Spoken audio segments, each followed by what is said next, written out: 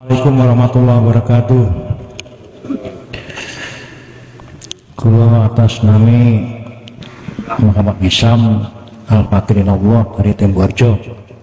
Langsung kemawon apa yang disampaikan oleh Yai, yaitu si Salik telah mencapai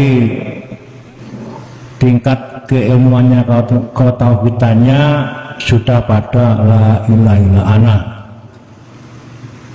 Berarti dia si Salik telah melampaui atau melalui zikrul syiril asror, sehingga dia sudah fana. Kemudian dia sudah pada makom musyahadah, baik makok maupun maksum. Kemudian aran-aran yang menyembah termasuk yang sembah sudah tidak ada, atau lebur, wa ibsorun, wa usirun, wa sorun, dan seterusnya. Kemudian Salik telah mencapai tingkat tertinggi, yaitu yang dinamakan ahadiyah, atau mungkin bisa dikatakan juga musyahadah.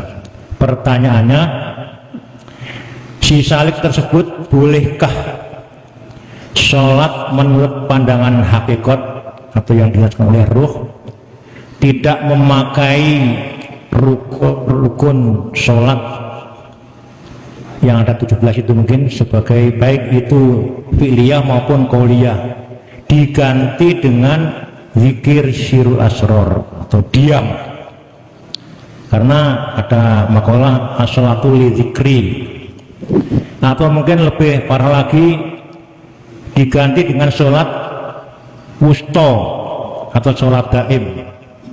Jadi selalu sholat terus, katakan sholat langgeng. Bagaimana prakteknya sholat wusto atau daim itu? Sampun. Itu saja yang saya sampaikan. Assalamualaikum warahmatullahi wabarakatuh. Waalaikumsalam warahmatullahi wabarakatuh. Pertanyaannya secara ringkas, Salik manakala sudah sampai pada makrifat Allah, bolehkah meninggalkan hukum syariat? Ringkesnya amat enggak? Oke.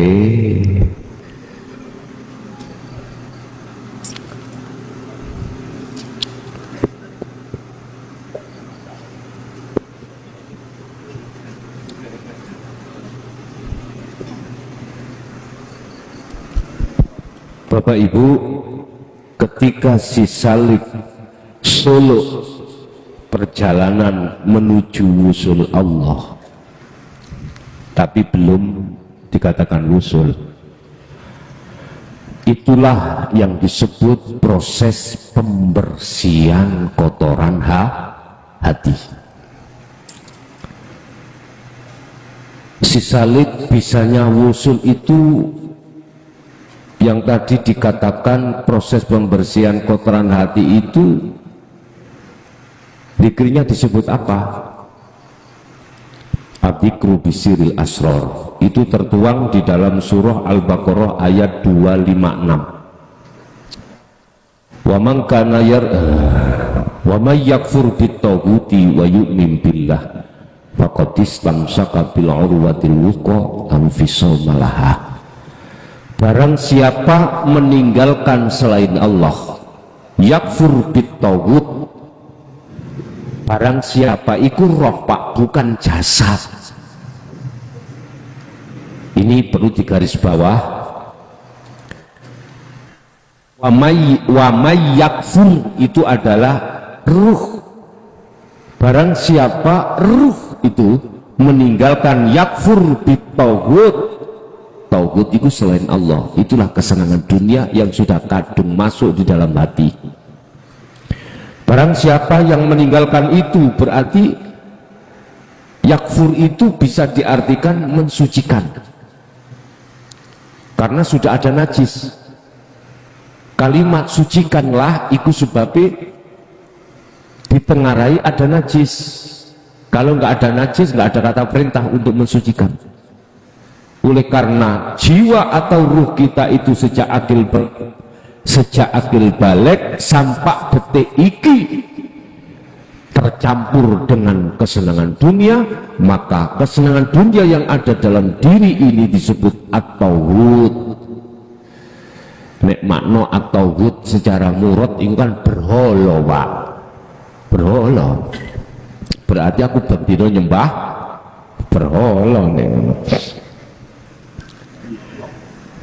Siapa yang mau membersihkan hal itu wa yu'min billah, wa yu'min bahasa murad iman, Pak. Wa yu'min berarti tak terjemahno bertemu. Wa yu'min maka dia akan bertemu Allah. Bahasa iman gini, siapa yang membersihkan hati dari iman selain Allah, maka bertemulah iman yang sesungguhnya, yaitu iman kepada Allah. Faqad istamsaka bil urwatil wuthqa, itulah yang disebut tali Allah. Ternyata kalau kita selidiki zikir mulai jahri, sirri itu tidak bisa untuk mengimankan terhadap Allah. Masih ada iman selain Allah. Ruh ini masih beriman selain Allah. Ini tadi. Karena inilah dahakaku hilang. Kita belum masuk dalam latifah sama. Di sini suaranya siapa iki? Diesel.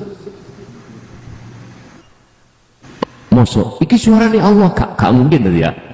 Gak tutup gunung, boleh sakit tuh mriku. Tetap diesel imane suaranya diesel, ada manuk suara manuk. Gak bisa. Jiwa atau roh itu masuk dalam latifah itu menuju latifah robbaniyah, menuju alam musyahadah, menuju Allah dan bertemu buatan sakit. Imane sih ono gunung. Ternyata itu dituangkan di dalam zikir yang ada di tauhid la ilaha illa anta, yaitu sirul asr. Ya sudah tidak mengucap bila ismin, sudah tidak mengucap dengan apa namanya suara dan lain sebagainya, merasakan. Ternyata ada di sini. Kita dulu thariqah puluhan tahun, Pak, mohon maaf, untuk mencari situ sirul asrar itu susah ya, setengah mati dulu itu, Masya Allah. Para mursyid boten purun duduke golek dhewe. Saiki penak wis sampean kali kula Gusti Allah Rahman Rahim wis lawoman dituturno nyogi, tinggal praktek tok. Kluwedang omben gak melok garap. Wis karya penak tok iki. Ya Allah, sabari 2014 ini tambah pewenak. Pun ketika itu sudah selesai, suluk itu artinya sudah pembersihan tahalli sudah selesai, maka tajalli disebut sisalik wusul terhadap Allah di maqam musyahadah. Loh, iki gak ujuk-ujuk, tidak tiba-tiba, gak langsung diletakkan bakok, enggak. Diletakkan dulu di musyahadatul fana. Artinya kita akan keluar lagi, sering lalai lagi. Suatu saat, momen-momen, satu hari satu malam, ada nilai ma'rifat di situ bertemu Allah. Ada sing banyak yang enggak. Itulah proses.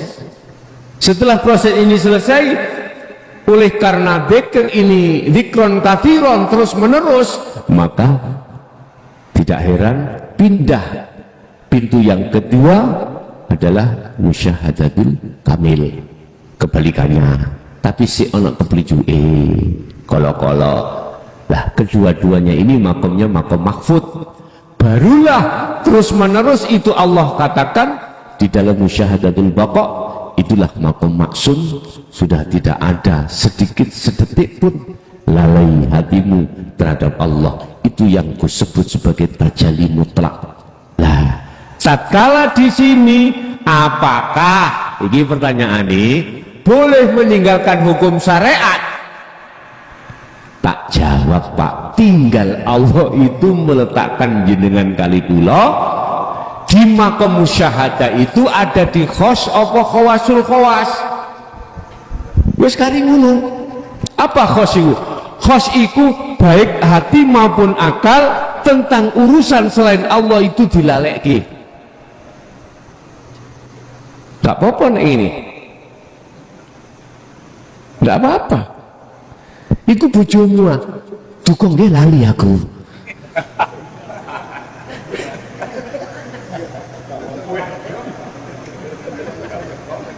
Wak.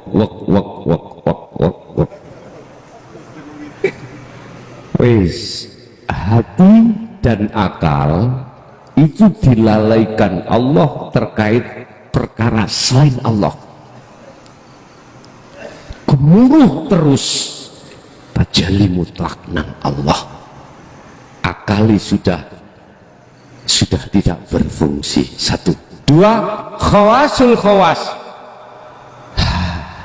Akal boleh tidak lalai, tapi hati lalai dari selain Allah. Iku khawasul khawas. Dan inilah nanti yang akan menyandang sifat sekawan. Tablek, sidik, fatonah, amanah. Manakala pejabat Indonesia itu duduk di sini, gak ada korupsi. Jadi polisi gak kanggo, KPK gak kanggo, BPK gak kanggo, inspektorat gak kanggo, Bung.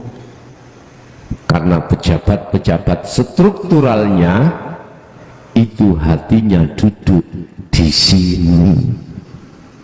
Wis gak nemen-nemen lho Pak, wis masih gak nang maksum, wis cukup nang Mahfud mulai. Aku yakin beliau tidak mudah tersilaukan dengan kebiarin itu dunia seperti itu. Jadi jawaban saya tergantung jenengan diletakkan di mana oleh Allah, dan kita tidak bisa memilih Pak. Kadang-kadang waktu zuhur jenengan sampai asar diterek khos. Saketugi Allah ndelek ini. Paham nggih? Pokoke intine nek khos iku dimakfu. Sebab di dalam hukum syariat fuqaha tidak akan pernah bisa menghukumi bighairi aklin orang yang tidak berakal. Koyok turu, koyok semaput, koyok gendeng. Iku wis gak kena dihukumi, cak iku. Tapi engko nek wis waras baru hukum itu berlaku kembali. Ada lagi.